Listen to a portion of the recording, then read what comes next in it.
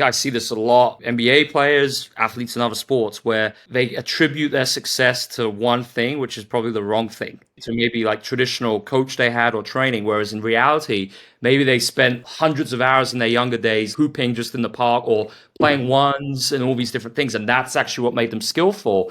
But you often don't think it was that because it was so informal. Welcome back to another episode of the Good Drill Pod. We have Gabe in the building. Hi, Gabe. We have Dr. Ross in the building. That's me. I got ice in my mouth.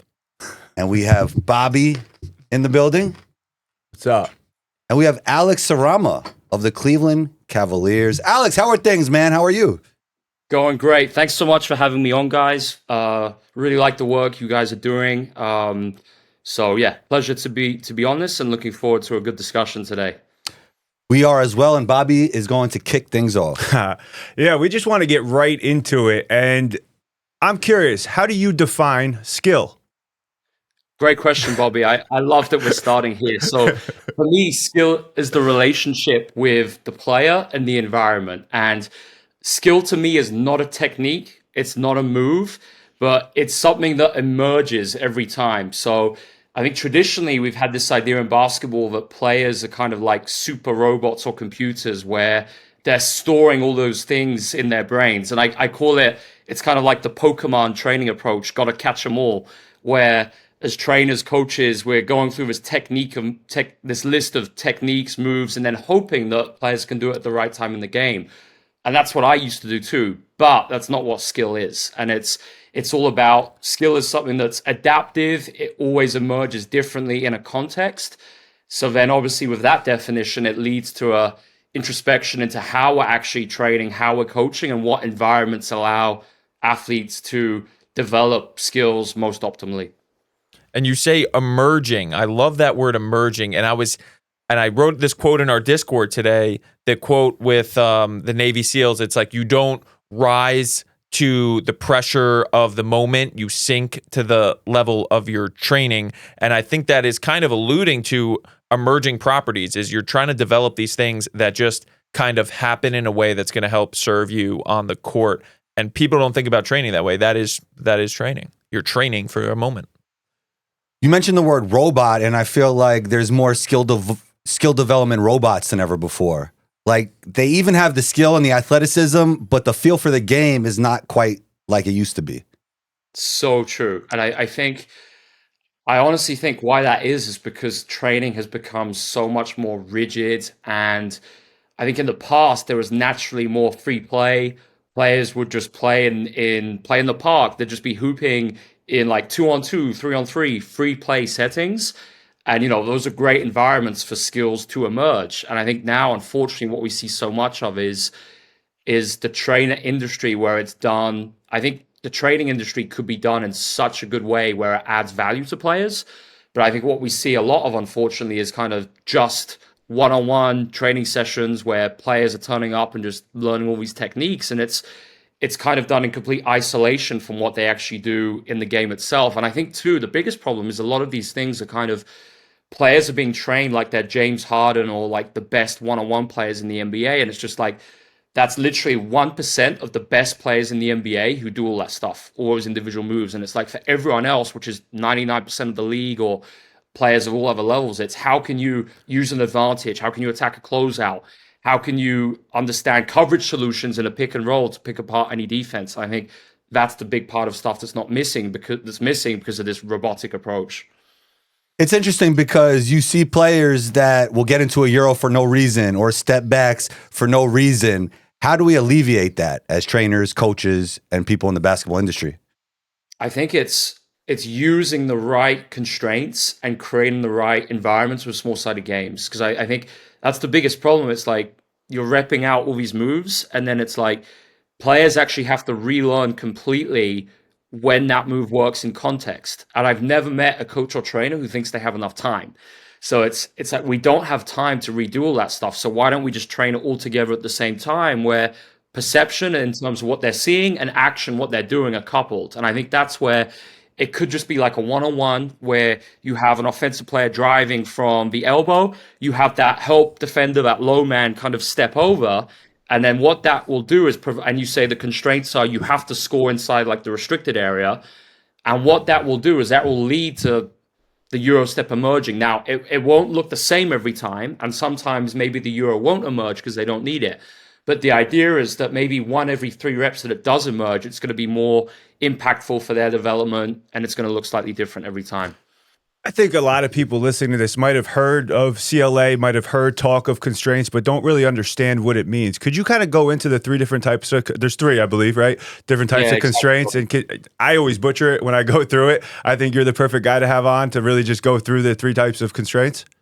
No, it's tough. It's the podcast. I get better doing it every time. The first podcast, it was not easy rattling this stuff off. But essentially, so the CLA stands for the constraints-led approach. And it's not just the coaching methodology that we can use as trainers, coaches, but you can actually use it in every field. So if you're a strength coach in the weight room, if you're a physio helping a player from an ankle sprain, even like a nutritionist. So it's a framework to understand human movement. And then once you understand that, you can actually use it to create really good learning environments. So essentially, a big part of the CLA is this thing called Newell's constraints model. So Carl Newell was a researcher at the University of Georgia, and he came up with this in 1989 to understand how infants actually move their bodies.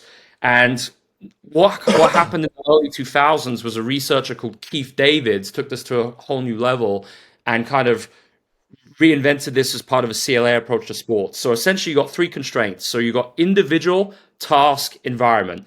And the idea is every single movement we see in basketball, every skill, as we kind of started the podcast today, it emerges as a result of the interaction of these 3 constraint categories always interacting.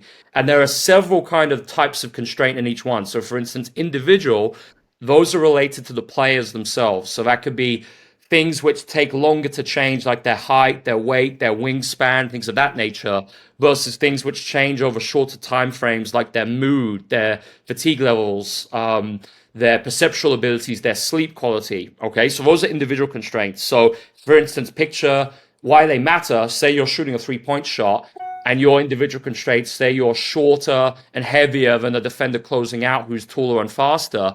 Well, the way you shoot, the way that skill emerges is going to be different as a result of the changing constraints, right?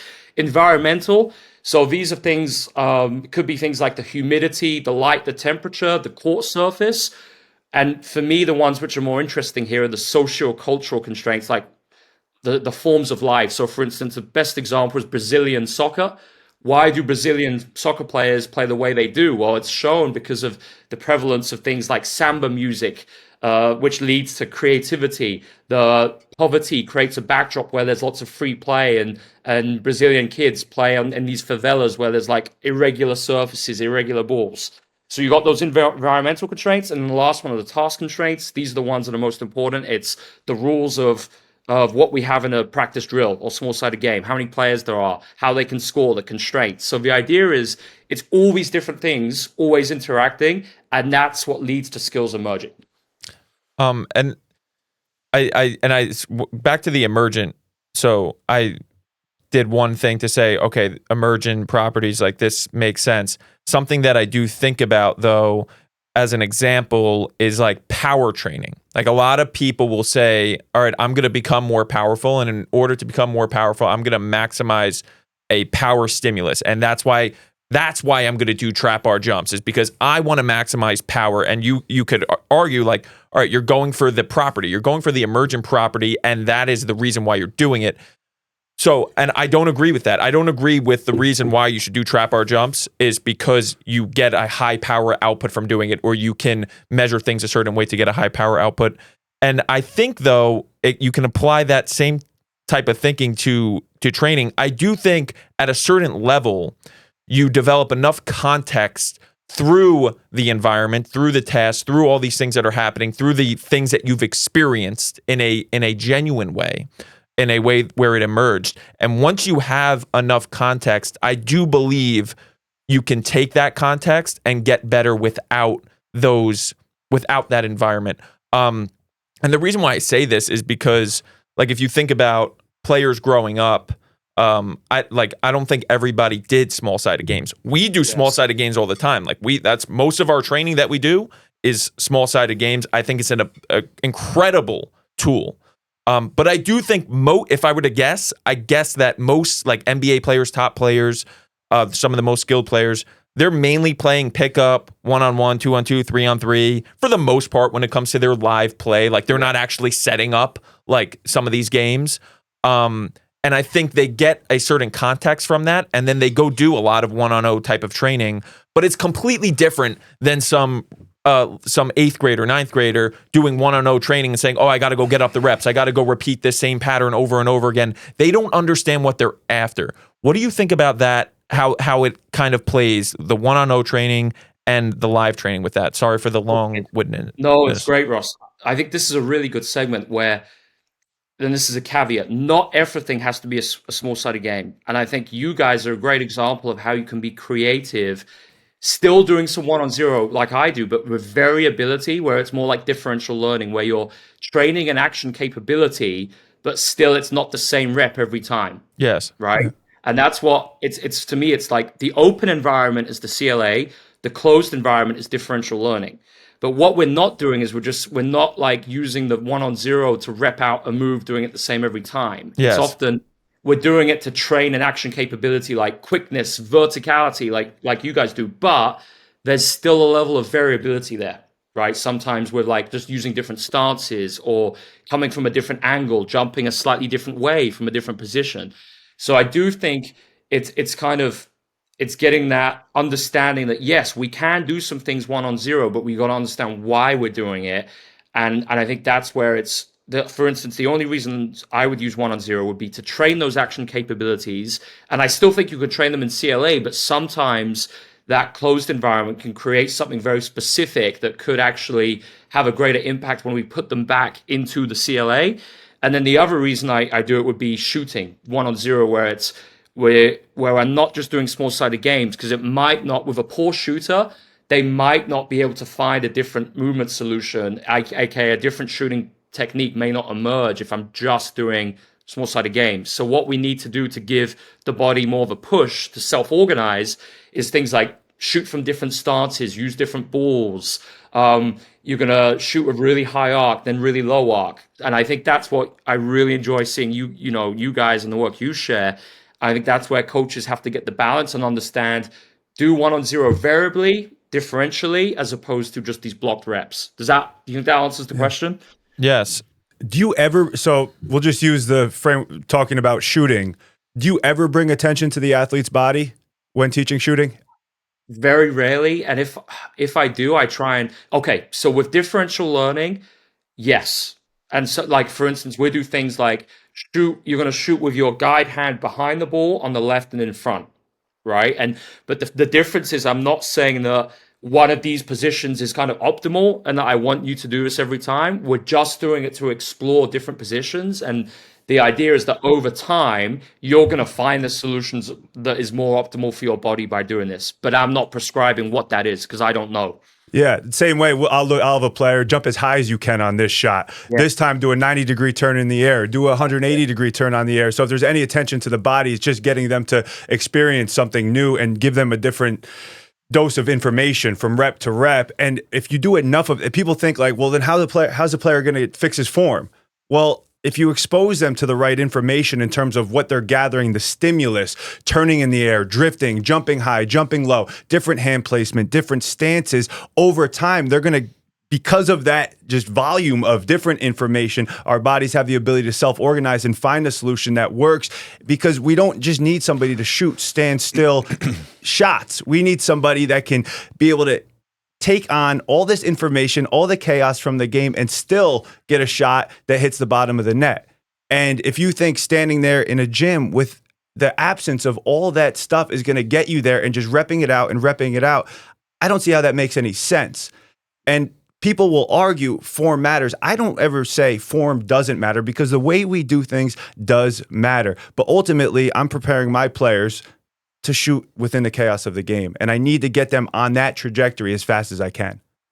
I completely agree with everything, Ross. And I always think like, sorry, Bobby, I completely agree with. He wishes, Alex. I was like, I was thinking my answer already, like halfway through that, because as you were saying all that, the thing I've been continuing to think about the last 4 months since I took this job is how much better shooting in the NBA could be, right? And what you were saying there with like, you were saying the 90-degree jumps, jump as high as you can. Like, if NBA players were doing that stuff more consistently versus just their spot shots, I honestly think we could see new league averages being set in like 3-point shooting percentages. Yeah. But literally 90% of, and I'm not talking about us, I'm talking about the league, is, spot shots, all of this stuff. And it's making players, you said, you finished that with the chaos of the game.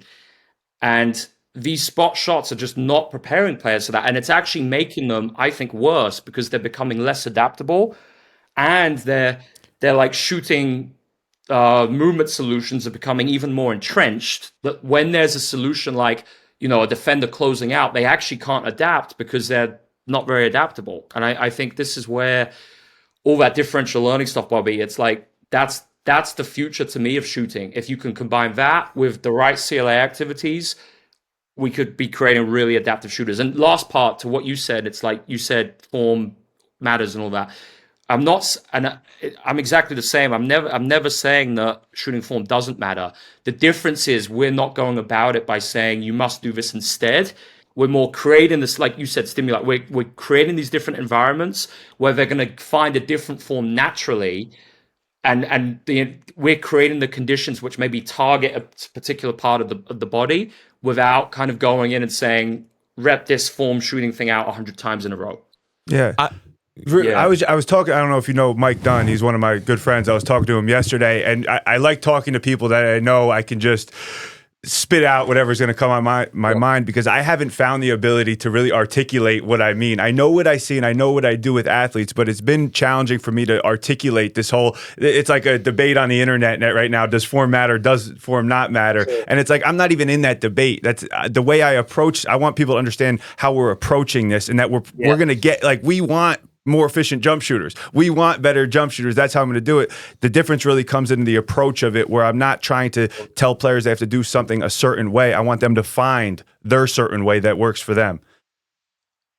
Yeah. And it's not, and to that point, Bobby, it's not like we're just saying like, do whatever the hell. That's what they think. I know. That's exactly what they think. We're just rolling the balls out, go do all this random stuff, and you're going to well, why do we need a coach then? Well, that's a good point. Like, I'm after becoming an invisible coach, honestly. But if you think I'm just rolling the ball out there and letting these players do whatever the heck they want, that's not it. And to the naked eye, somebody watching in my gym, it may look like that from time to time. But trust me, there's an approach ingrained in this, right? That through learning, through understanding, through really trying to dissect what learning means and how the learner learns, that I'm looking at everything through. And it's hard for me to articulate. And I think it's even harder here in the US because of what the perceptions of coaching are. Like, everyone thinks like a really good trainer or coach is someone really aggressively instructing, pushing them crazy hard. And it's actually, we've got to reframe what it means to be a good coach. And it's kind of like educating parents and educating the stakeholders that it's a good coach, a good trainer is someone who's creating optimal challenge. There's going to be messiness, there's going to be variability. And like you said, removing yourself from the equation, because players can't be reliant on a coach the moment the ball tips up in the game. To go against the idea of variability, not as going against, but I don't think everything does need to be variability. I do think, as what you're saying, like, people get entrenched in a certain way of doing things, and I do agree that with a lot of players, when you do some type of block training and there's no challenge or anything, eventually you become so entrenched in the way that you're doing it that the focus becomes on the way that you're doing it and not the goal that you're trying to achieve. And I think variability solves that problem, especially for younger players that are told all these things and they are so not conscious of the ways in which that they're focused on things that aren't the goal. And it gets them out of that, because it's like, all right, now I want you to shoot with your elbow completely flared out. Wait, what? What's going on? And then they whatever. But I do think that squatting heavy the same way over and over again is good. I do think that shooting with a certain challenge, the same exact, because variability, I guess, would be on a scale, and some things are more variable than others. And I would say that you could, in one point of view, you could say that even just getting a closeout, shooting a three with a closeout is blocked practice. When you compare, is more blocked when you compare it against like 5-on-5, and you don't even know when you're going to get a shot off and all of that. So I think with that thought process, I think for me personally, variability is massive tool. I do think though that it doesn't take away from blocked practice when there's a challenge. I do think a lack of challenge is not, I don't think it does anything. I don't think you're doing anything. But I think when you have a challenge, when you have a certain standard that you're holding yourself to, I think that's the answer. And I think players are doing that. And I think that there's a signal and a noise, and the good players that are doing that block shooting, I think I would put my money on it that they know what the things that are important to focus on, even if to the naked eye it seems like there's not a lot going on. I bet you there's a lot going on. Like that's what I would assume, because they're actually good and they know what they need to do to prepare to be good, you know? But yeah, that's just in my brain. Can I quickly build on that, Ross? Because that's an interesting one. So I think blocked practice isn't the issue if it's blocked with a little bit of So for instance, something I was doing yesterday was it was a technically blocked practice shooting where the players were just shooting. They had no dribbles. So it was the same skill, but there was a defender closing out who could block their shot. So it was blocked variable, right? And that to me is no problem if you're doing the same skill, but there's like a little bit of variability in terms of maybe how you pass to them or where the closeout's coming from. I think the big problem to me would be if it's like literally the exact, where if it's blocked constant, which would be the exact same thing over and over again. And that's where I think you can easily get blocked variable through like scoring or just changing constraints a little bit. What I will say though to that, and look, we rarely get this freaking opportunity. We've had this opportunity maybe 2 or 3 times where it's not just me and Bobby talking to each other about these things, and we have somebody that's actually like thinking about things at least the same way we are. We think that we're approaching this the right way. So I'm taking this opportunity a little bit selfishly to rebut my own thoughts. So to the scale, it's like, all right, shooting the same exact way and being blocked constant. An argument to that could be like, it's never the same exact way, even if it looks the same exact way. And there is always going to be variability. It's like the hammer and the sickle, that same exact thing. That's very true. And the one question then becomes, that's completely true, because every movement is going to be variable. The question I would then pose is, how much variability is it we need to have an impact on performance? Yeah. That's where I play devil's out. And actually, it's really funny. I had a passionate debate this morning with George Niang about this very topic. Yeah. And it was a really good discussion. What was he saying? Confidence, and likes it because of confidence. And he was talking about CLA and traditional stuff coexisting. And to be honest, I still took that as a huge win, that players are using the language CLA. And it's like, I'm happy with that, And I think too, in this context, you always got to listen to the players, right? I think it's very different if you're coaching like youth players, where you could go like entirely like skill act. I think even just doing some of this at this level, I think has a big competitive advantage. And obviously, the more it becomes, if this becomes more widespread in the NBA, I think it's just going to become more and more popular, with players using the language, understanding it. So, Alex, do you think it's a case-by-case basis? Because if we're looking at an 8th grader that just constantly going spot shooting and not really playing their sport and not doing small-sided games, it's going to be tremendously beneficial to them. But how about an NBA player that's getting 82 games? They already got great feel for basketball. Do you like more one-on-O training for them? What I'm saying is, one-on-O training, is there more of a point of diminishing return for some players than others? Great point. So I think the biggest constraint in the NBA is the load management, for sure, with the 82 games. And it's, for me, I think the biggest thing is kind of, I think it depends on where they're at with their shooting, and also like if they're a veteran versus a younger guy. Mm-hmm. That said, I think differential learning probably has the most potential in the NBA because it's not much load required. You can do CLA when you've got like practice days, which are rare, but you have some.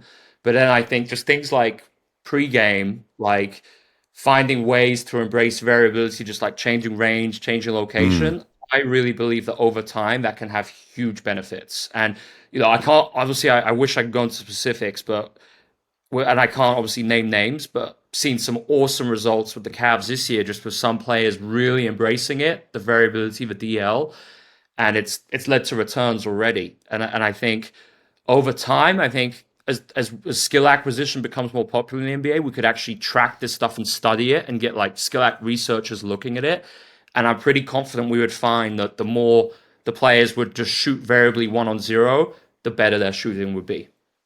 Without having to go into CLA and all that. I think you're being way too humble about this whole thing. I completely forgot the Cavs are the Cavs, and they're really freaking good. I completely forgot. You're being a little too humble. Yeah. Alex saved the day. Yeah, Alex swooped in. If honestly, I just keep combating. If somebody came to us in our gym and started saying CLA, like we would just say like, shut up, like go do, like not do what I say, but like you don't need to think about that. You need to go play. And what you said to your point though about listening to the player and it's a guiding with their intuition, because if you're pushing them into something that they're not ready for and they don't believe that it's going to help them, like you're using your intuition to help them use theirs, and you're kind of guiding like that. And you ask the question of like what do you need a coach for? Like that's what you need the coach for. You don't need a coach to say you elbow like this. It's like no, that's in my opinion, that's an arrogant way of viewing things, that you know all the answers and they don't, and you have to teach them the answers. If you just put your foot here, your 3-point percentage will go up. If you have a better connection to this and your release, and you're not here and you're not flicking at the end, your 3-point percentage is going to go up. You're airballing because you're doing this with your body. How the heck do you know that? No, and that's the thing. How do you know that? Who are you? Like, that is a perfect question, though, because it's not that you can say it's all risk versus reward, and it's not that we 100% like it's not 100% that we know that that's not correct. Correct. It's the fact that we're taking a broader approach and saying what are their goals, and then what are the things that they need to be doing in games, and then let's go do that thing. And I don't have to prove that. I need to get you to do that as much as possible in a focused way, in a sustainable way. And I'm not going to make up things that don't matter and potentially take away focus from the things that do. Yes. And that's all it is. It's not that, like I would put money that it's not correct to tell somebody where to put their form in a longer scale time frame as far as how it relates to their shooting percentage in games and the goals that they want to achieve. I wouldn't put my money on doing that. But what I would say is that at the very least, when you make that argument, you do not know if it's a correct argument, and it's a very specific one. That is the argument for me. Now, if you did all that stuff there's players in the NBA right now that came up with that approach where they had somebody teach them where to put their hand on a ball, how to shoot, feet square, all of this. You watch Steph Curry teach shooting, feet square. Don't go valgus with your knees. And he's teaching all this stuff. But what I believe these players have is just a higher degree of focus on what matters. They are so supremely confident, almost delusionally confident, that from a young age, now we talk about environment, what environment did they grow up in? Who are their parents? Who are their friends? Who do they surround themselves with to instill this level of confidence? And you take somebody that has that level of confidence, you could pretty much do anything with them. And as long as they have their hand on a ball, right, they've got the visions of playing in the NBA one day, and they're not losing the plot. They are going to play in the NBA one day. They're going to take this game as far as possible. That person is already unlocked, right? And that person is going to continue to seek new challenges, find better competition, raise in the ranks. But now if you have a kid like me, who is doughy, pudgy, emotionally, insecure growing up, and you tell me to put my hand here, I'm going to try to get my hand in that perfect position. I'm going to try to get my elbow right where you want me to get it. I'm going to stop. My dad always yelling at me, stop turning your head when you shoot, because I would do this. And it's like, now I'm just so tense and nervous. I'm trying to get my body to hit these positions, and I completely lost the plot, which was I want to play college basketball. I need the ball to go in. I need to beat my defender. I need to score. I need to help my team win. If I had to focus on helping my team win, and that's the ultimate skill, in my opinion, is winning. If my focus was there and I didn't lose that, it wouldn't have mattered as much. And that's, again, why I love the ecological approach, because that might have reined in my focus to what matters, because it's going to put me in situations that are a lot closer, right, to the situation I was trying to actually be good in. Bobby, a lot to unpack there. I think two things. One is I call it misattribution error, where and I think I see this a lot with NBA players, athletes in other sports, where they attribute their success to one thing, which is probably the wrong thing. So, for instance, like you said, like they Yeah. attribute it to maybe like traditional coach they had or training, whereas in reality, maybe they spent hundreds of hours in their younger days, like hooping just in the park or playing ones and all these different things. And that's actually what made them skillful. But you often don't think it was that because it was so informal, right? And then I think the other thing is just NBA players are incredible survivors. And it's literally, they're survivors of the system. And I think we never know. Maybe they could be even better, or we could see players who would have become NBA players if they had a different training approach. And the problem we often see is this survivorship bias where, it's the traditional approach is used to justify why NBA players became successful. But then all the hundreds of thousands of players who use the exact same things, and we've never heard of them, seen their success. Well, what about them? Right. So it's like when we're only looking at like the stories of a few and using that as justification for everything, it paints a very inaccurate picture. Yeah. And I think, even using a CLA approach, that doesn't mean all these players are going to go to the NBA. But I do think they'll have a lot more fun in their process, and they'll learn different things about themselves that they'll be able to apply to anything they want to end up doing with the rest of their lives. It's a more enjoyable process rather, we can just look at a warm up, pull your knee to your chest, the just scripted warm ups. Now you bring a guy, you're playing spike ball, you're playing tag, you're playing all these things. You're removing that fear, right? Of, am I doing it right? The game's going to tell you, the training's going to tell you, right? It puts merit back in what you're doing. You're playing one-on-one, one-on-two, small-sided games. The feedback is right there, right? You don't have to worry about your physical. That's exactly it. And at the end of the day, coaching is a skill too. And it's not like, oh, we read science and now we're good coaches. That's not how it works either. I think it's not too dissimilar from what players need to be doing. It's the doing. And at the end of the day, when we have an approach, nothing's infallible. Nothing is completely science, right? Because we don't know who's going to go to the NBA, who's going to whatever. It's what are we going to put our money behind? And I love that framework. My friend would always say that back in PT school. He'd always say, "Yeah, I wouldn't put my money on that." I like that. I wouldn't put my money. I would just put my money on the approach that I have, and that's what I would do. I don't know 100%, and I'm constantly refining the way I think. Less overhauls now than used to, but because we're way more zoomed out, I think now. But more refining, and that's what coaching is. Coaching is a skill. Yeah, it really is. In the last couple of years, you went from you were with a European club, right? Yeah. Then G League, and now NBA. What are the biggest differences you see, I guess, from an overall approach standpoint from the players? Oh, great point. So in Europe was kind of the ultimate lab for me to learn these ideas. So I had a team, it was an under 20 team, and we had some pretty good kids, like national team kids, Europe, from all these different places. And it was just amazing because I think the level of intentionality in Europe is unbelievable in terms of like, and the players they would literally do whatever I said. It was amazing. So it was like these crazy warm-ups, like experimenting with like really creative principles of play, and then obviously all the CLA stuff. It was a dream. So I think I had 3 years doing that, and that was really how I learned all of this stuff. I had a team of coaches who were just like huge growth mindset people, and every day would just be experimenting. So I think that was so enjoyable. And I think the forms of life, like European basketball, it is so different to American basketball, just in terms of like all the kids, it's the mentality is so much team first. I think America's more on the individual. And I think that's a lot of things. It's like the forms of life, the history, society as a whole is very like proud in the individual here. Whereas I think in Europe, it is more team focused. But I think the Italy years were great for me because it was more becoming really hands-on with the head coaching side of things with player development.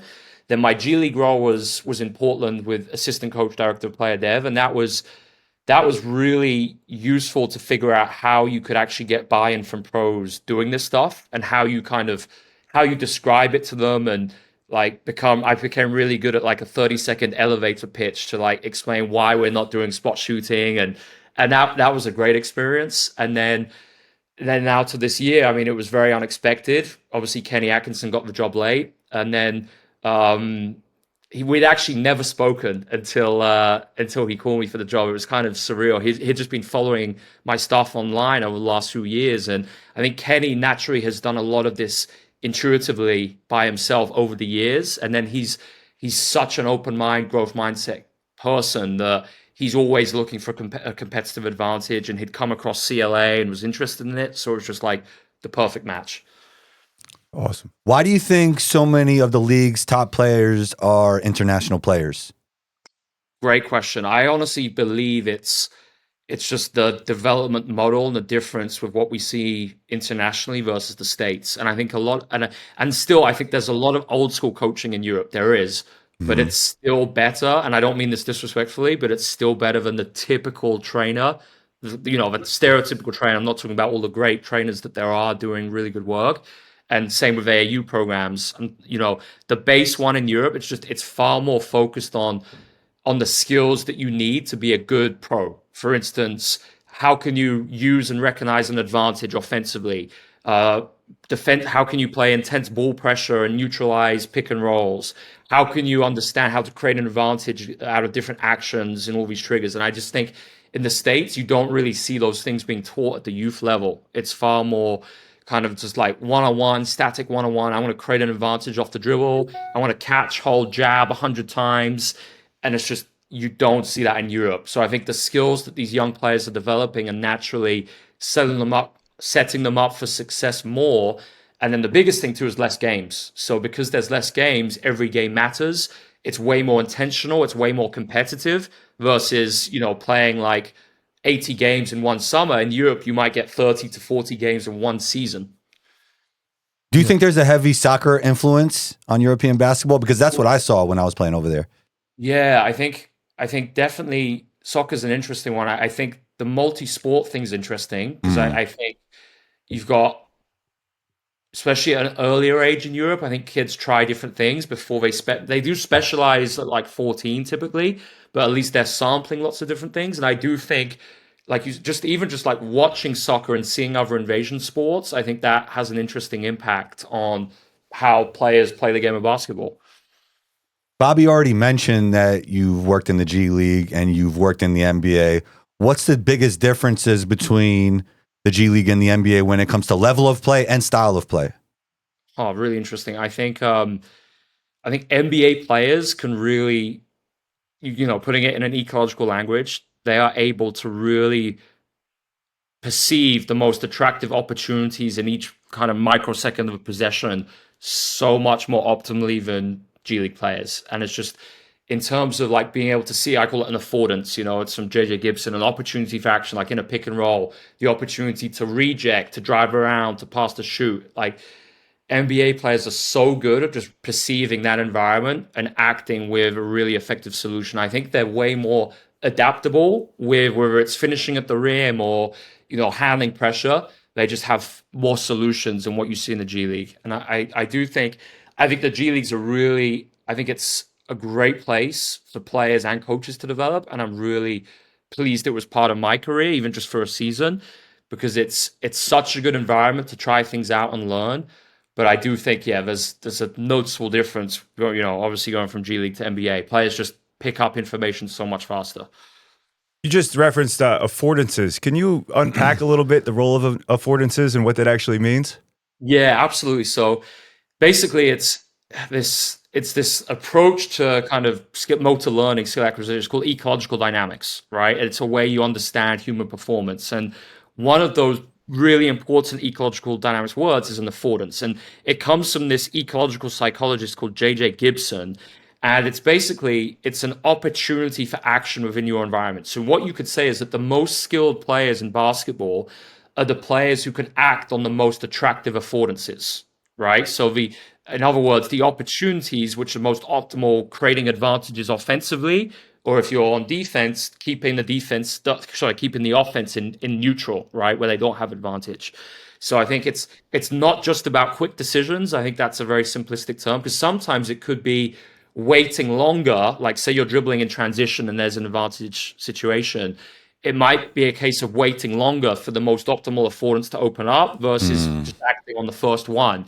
So therefore, if we know, it's an interesting point, because if we know that what distinguishes skilled players from less skilled players is the ability to act on these affordances, as coaches, we've got to ask, how many times are we recreating these affordances in practice for players to become more able to recognize them?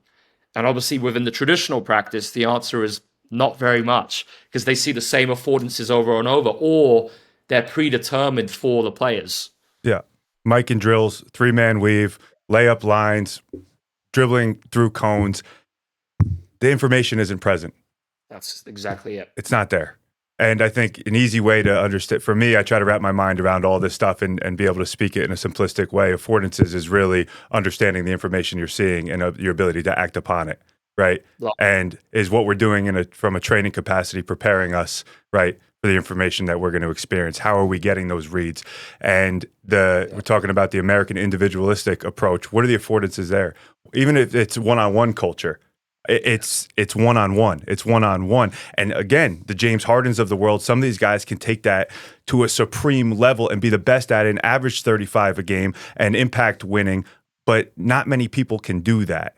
And it's trying, like, as much as we can throw hate against the American side, I'm bringing it back, like, they won the Olympics. How do you explain that? Work. Exactly. Yeah. It can work. Yeah. And it's just knowing that, maybe this is going to be effective for a player, but then this player, maybe they're going to be a role guy in the NBA. Well, how can we expose them to recognize other affordances versus just seeing this opportunity to play one-on-one and isolate? I think that's also could be the art of coaching a little bit too, and you're recognizing, like, so it's people think that we just go roll the ball out, do whatever, but it's like part of it understanding what are the, based on the things that you've done, what are the solutions that you do use and you do go to, and especially as it gets to closer, like, because a lot of my framework recently has been, what would a really good player do with the situation? Like, what do really good players do with the situations that they have? And I bet you, like, somebody like Shea in training he gets a lot into that between the legs float, and like the way he would practice that and do it, the like imagination component of it or the context that he has around it, he would do it in a certain way that's going to be almost individualized to how he would do it in a game. And there's a piece of it there. We have a kid in the gym yesterday, right? I was just going to talk about this. I was going to say the Steph Curry thing that you said. The kid in the gym yesterday, 6'9", he's athletic as hell. We hopped in the drill, and this is what happens. It's like it's a finishing drill, and it's essentially the offense has a huge advantage at the end of the day. I'm freaking under the rim. He's 6'9", got a 35-inch vert, and what does he do? He's missing layups around me when he should be, in our opinion, just go dunk the freaking ball. So the cue, almost the coaching that happened there, is like Bobby's yelling at him, dunk the freaking ball, dunk everything, stop thinking. And then you go meta, and it's like, what's actually happening in a game? And I don't think somebody like a John Morant or Donovan Mitchell is thinking in their head, dunk everything. I actually think that they're not intentionally focusing on anything at all. What I do think is that they're hardwired that way, where when you hear them speak, I don't think I just go hoop. Their version of just go hoop is they're going to win and they're going to dunk everything. And when they catch the ball, they shoot it. And that's like what training does. It trains you to go do something in a game. So it just automatically happens thoughtlessly. How did Jake say that?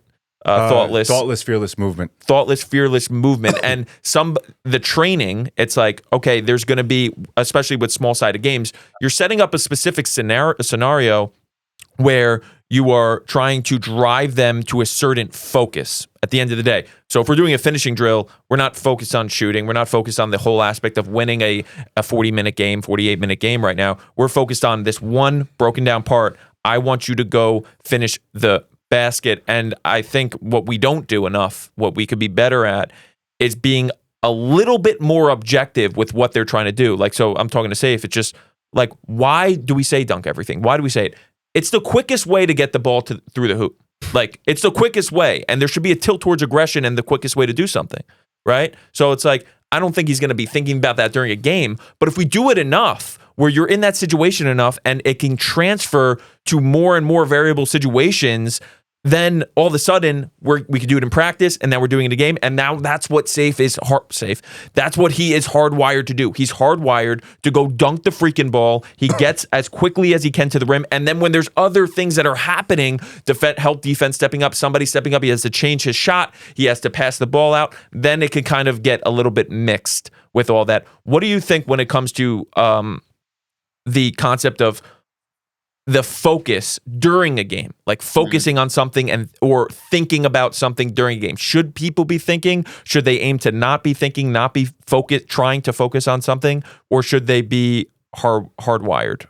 So I think how I view it is you're placing an intention on the affordances which are most optimal, right? And I think this is where it really links well to everything we discussed today, because if you've been trained with this very rigid approach where you've got all these moves and techniques, your focus is kind of internal, where it's on, and it's distracting you from actually perceiving your environment and recognizing these most optimal affordances. So I think specific feedback is really helpful, and I think being incredibly intentional with what you give the players helps a lot. But I think it's got to be the right amount, where maybe you're giving them like a few KPIs for each game, and you're trying to make sure you're not kind of giving like them a particular, like, oh, you're going to do this type of inside-out dribble, but instead you're trying to cue them to find, like I think the example of dunking on the finish is a good example. If that affordance exists, then yeah, take it.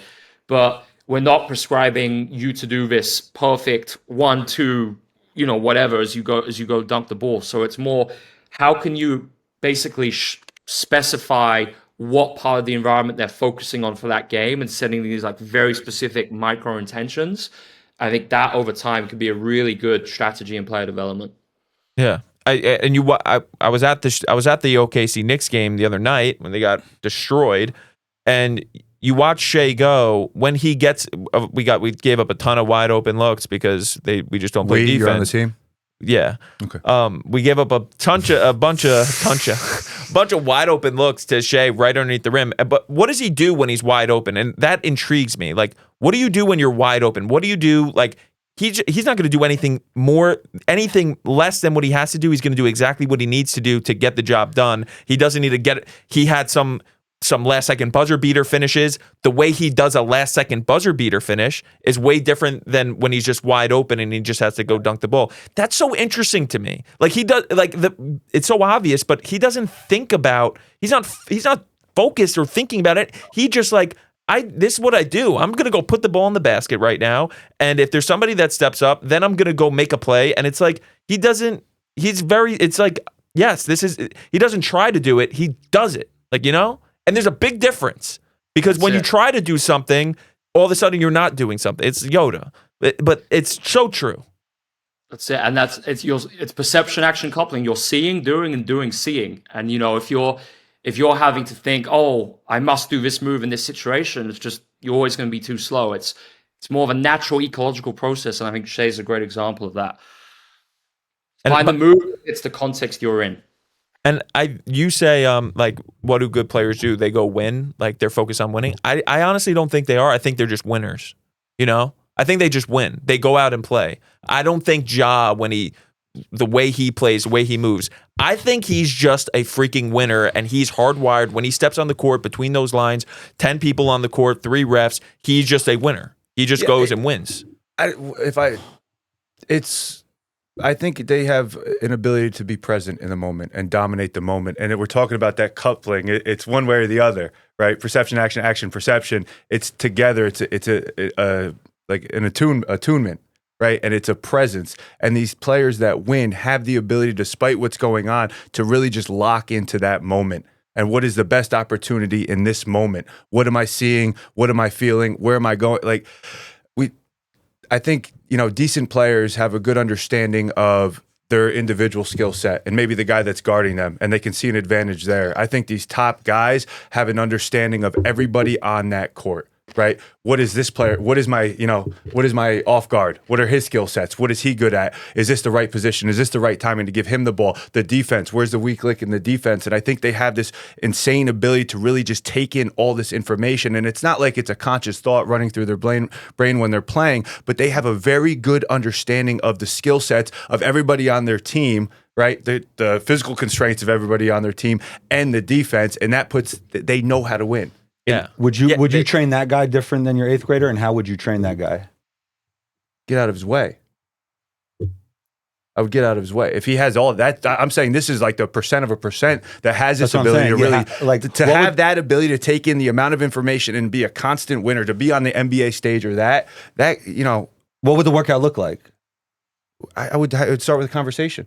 It would always start with a conversation. The more I can learn about somebody, the more I can help them. So if it's one of these guys that is a % of a %, he's coming to me for a reason. And first, I really need to unpack what that reason is and what's he after. And at that point, it might be a really nuanced thing that this person wants to be a little bit better at. Maybe it's the way he communicates with his teammates. Maybe he's got all the skills, but he's a terrible leader, right? It's something, I'm just throwing out random stuff right now, but it's like, I'm not going to go in there with, I'm going to fix this guy, ever. I know exactly what this person needs. I need to understand what this person's looking for.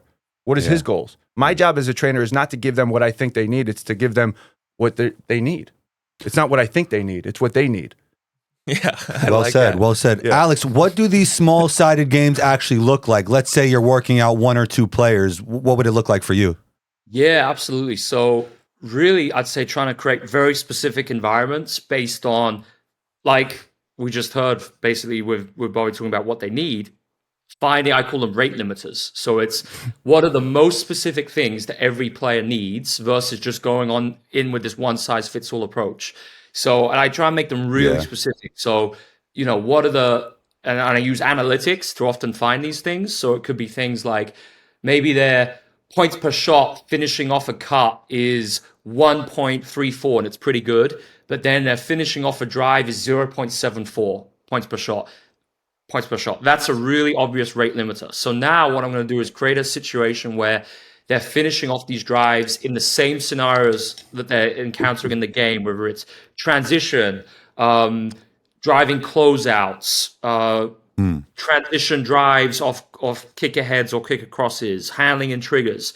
And I basically use constraints to create those environments. And then I have, coaches out there with sticks playing defense. So it's really all the stuff I've been sharing over the years, from my guys in Italy. I'm basically using all those same small-sided games, just making them more specific based on the players I have in my group.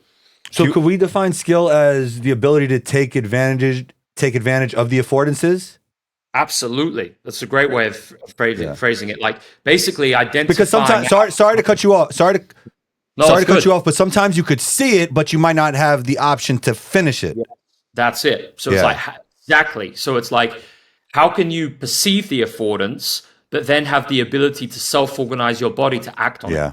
So that's why it's like, for me, this is a really interesting one, because it's like, you basically it's 2 things to the rate limiter. One could be, you're not actually perceiving that affordance because you're not attuned to it. You're not seeing it.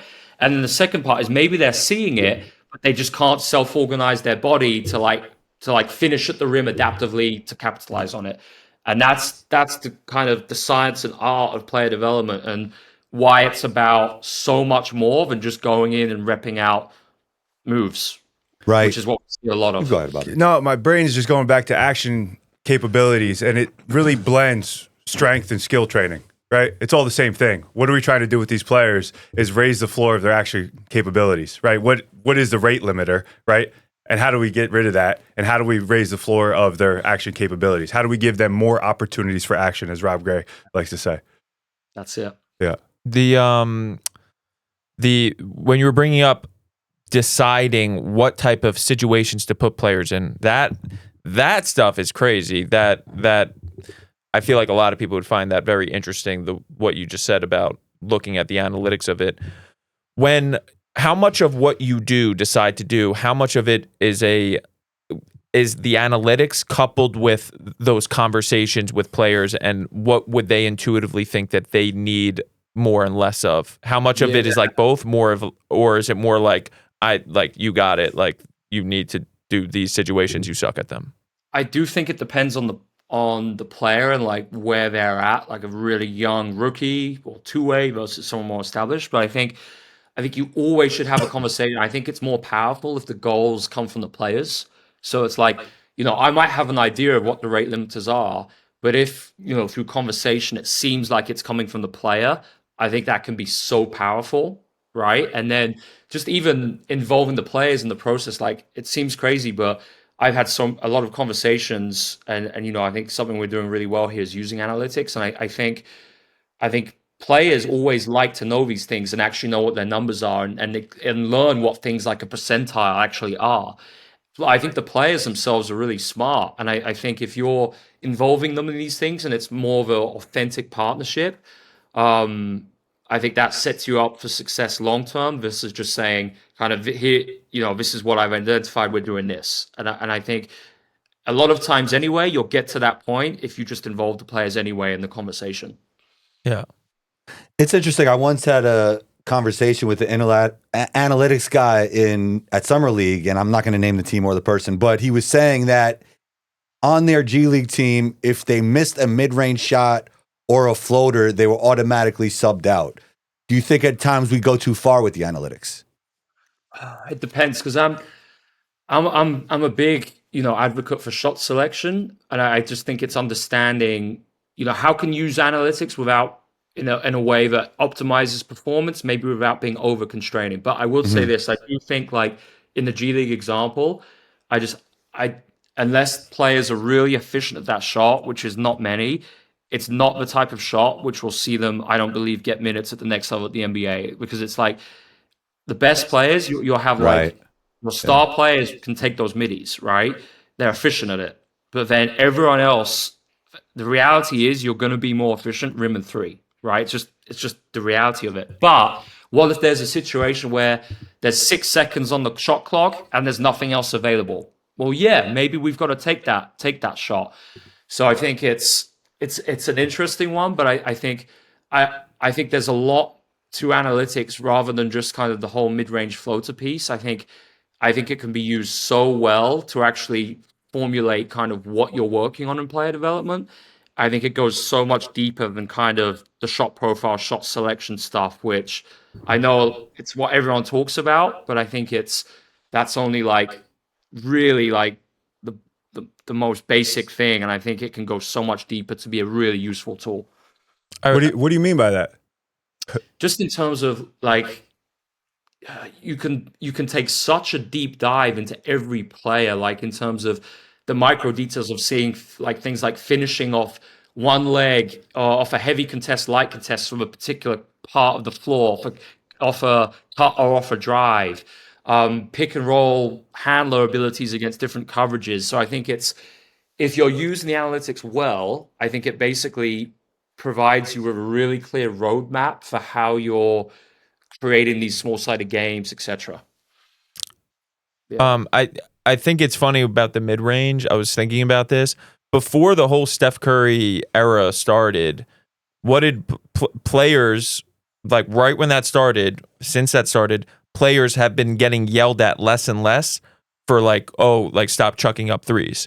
I feel like we knew all along that chucking up threes was a good idea. Well, he definitely changed the definition of what a good shot is. I think he changed the definition for people that are trying to like think about. I was taught, and probably everybody here, like you need to have a mid range. You need to be a 3-level scorer. You need all these things. I wasn't allowed outside of the paint.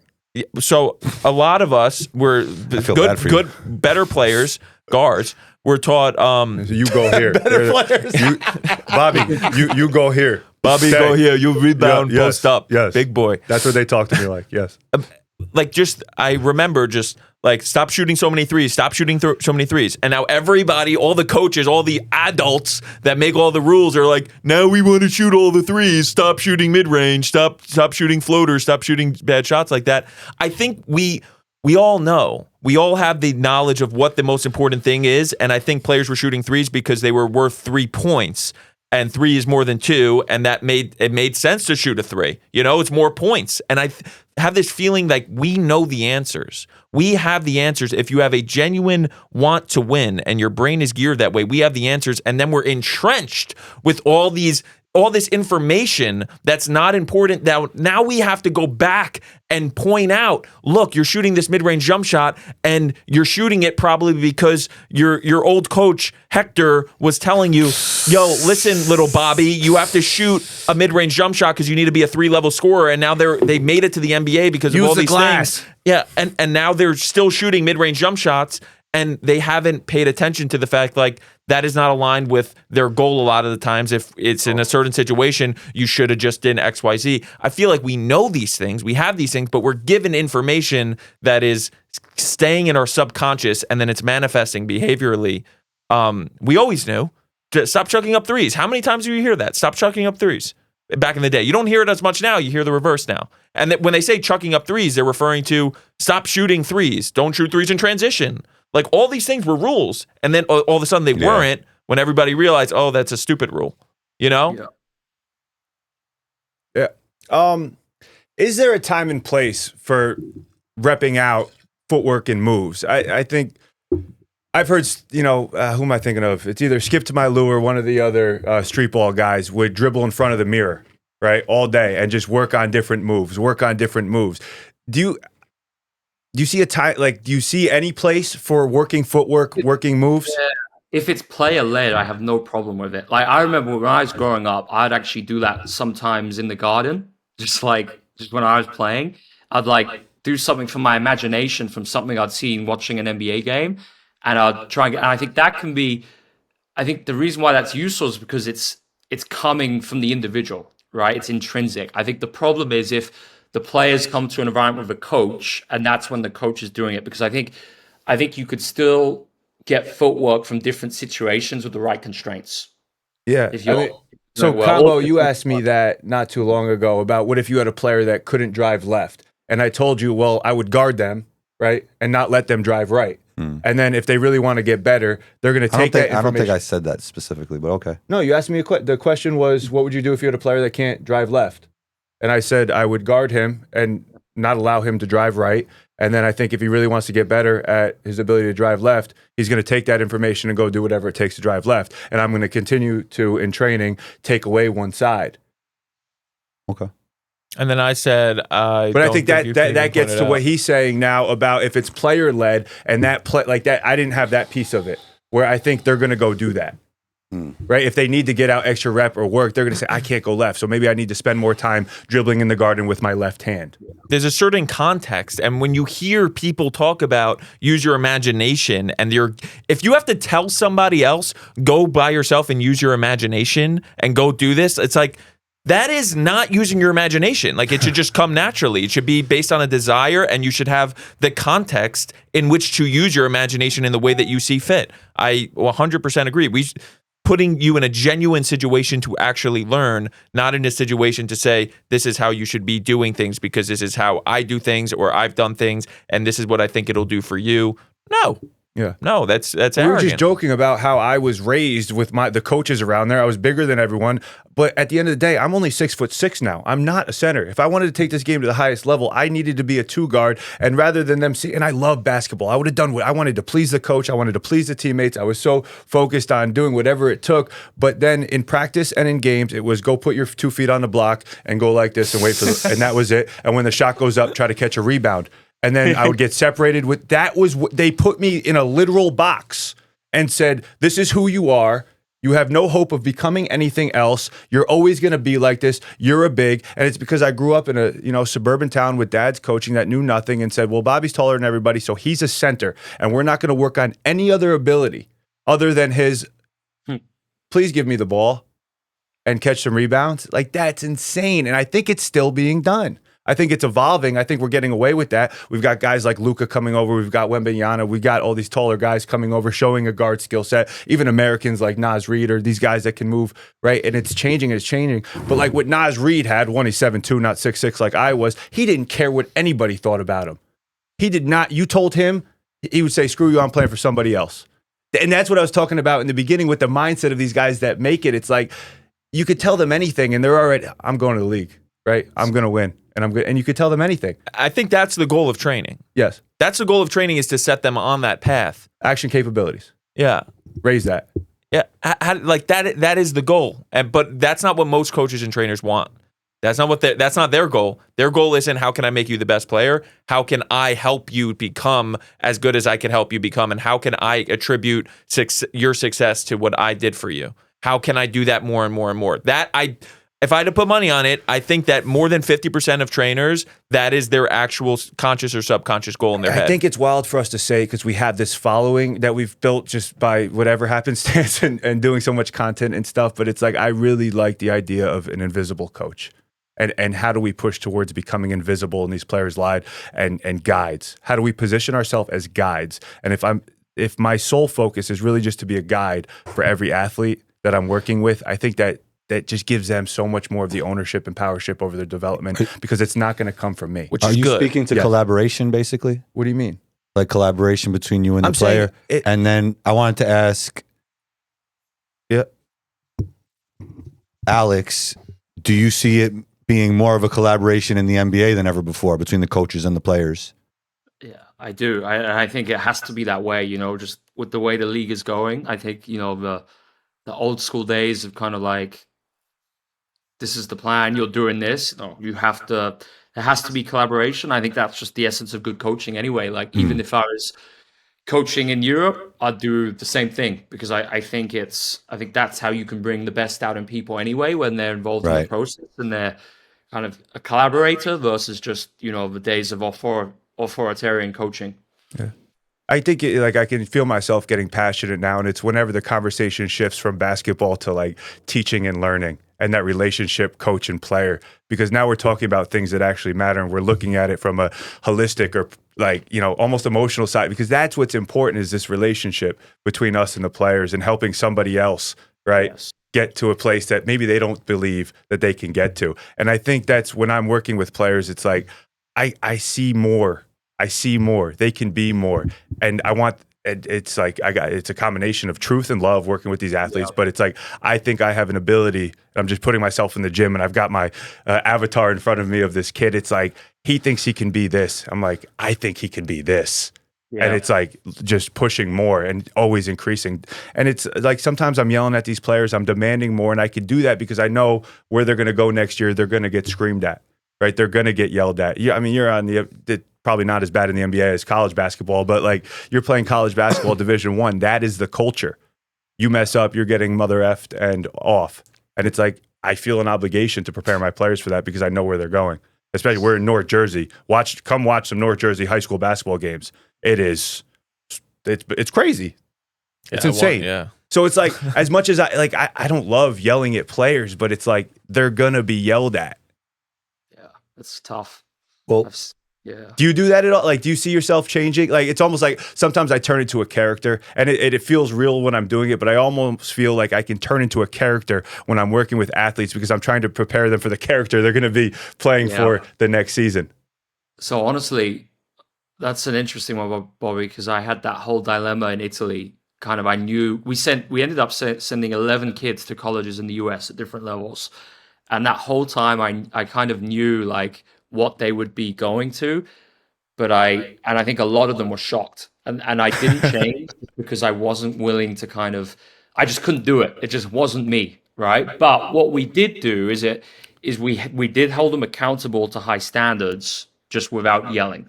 And so it would be like, it would just be things like having breakdown conversations with them or calling them out in film.